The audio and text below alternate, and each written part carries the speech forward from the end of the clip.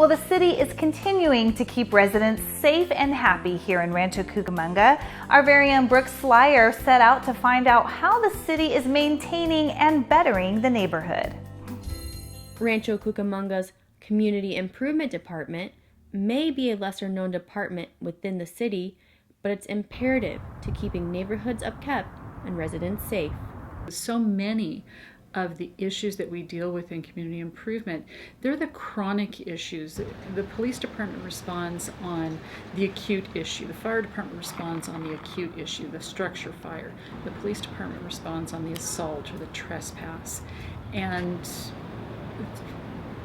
with the tools they have, they can address the issue at the moment.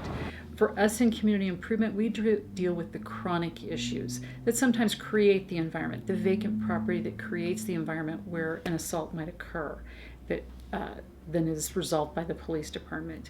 We deal with the hoarding issues or the outdoor storage or the unsafe building that the fire department might have to respond on in a structure fire.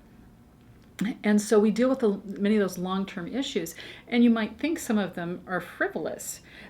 But if you have a business next door to your house and every day at 4 o'clock they've got somebody coming in and sweeping the parking lot with a big mechanical machine waking you up every day, that's a daily problem and is really going to impact the quality of life for you and your family. Some of the issues they deal with, like inoperative vehicles, correct storage of boats and RVs, or lawn maintenance, could seem unnecessary to homeowners, but it's actually for the good of the whole community. It's for the benefit of the entire neighborhood, that it's a consistent approach, that one person doesn't bring down the property values and the aesthetics of the entire neighborhood.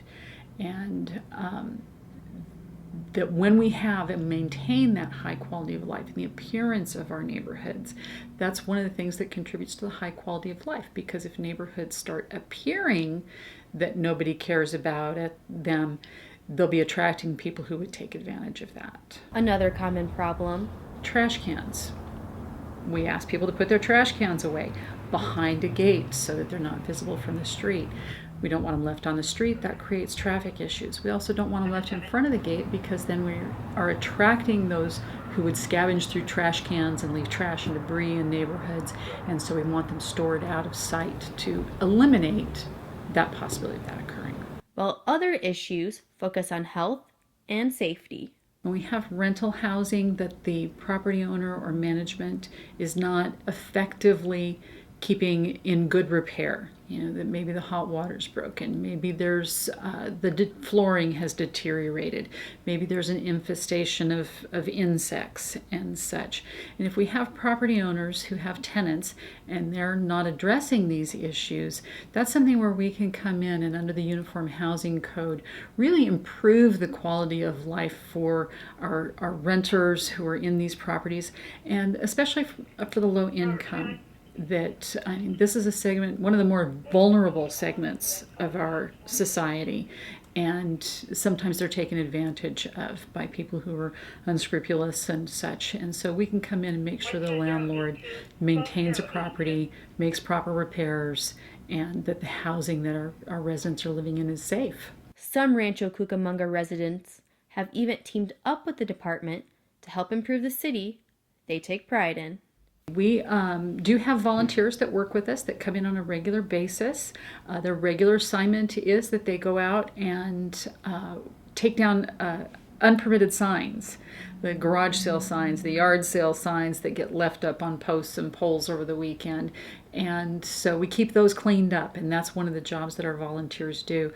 I would really be interested in expanding that program, that having an individual who's interested in the community and spend the day going out with our community improvement officers and meeting residents and seeing what we do and assisting us in that way. Cook says another goal is doing more outreach to connect even more with the community.